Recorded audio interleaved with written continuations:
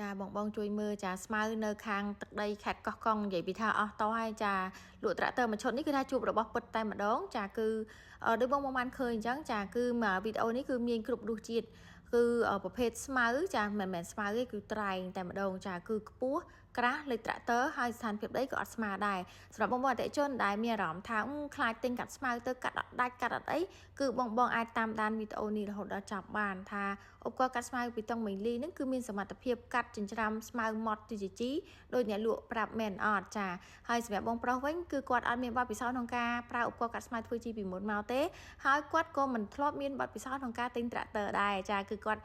តុកការងារទាំងស្រុងនេះគឺឲ្យអ្នកលក់រៀបចំចាត់ចែងមកកំ pl ជូនណាត់ថ្ងៃដល់ថ្ងៃទៅកាត់តេស្តផ្ទាល់នៅចំការចាគឺជូនតេស្តផ្ទាល់ជូននៅចំការតែម្ដងចាហើយសម្រាប់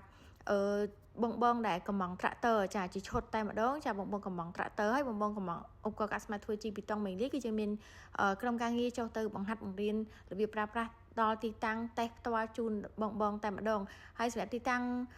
ដែលយើងកំពុងតែកាត់នេះគឺវាពិបាកក្នុងការកាត់មែនតើចាគឺពិបាកក្នុងការរកមនុស្សមកកាត់ណាស់ចាព្រោះជា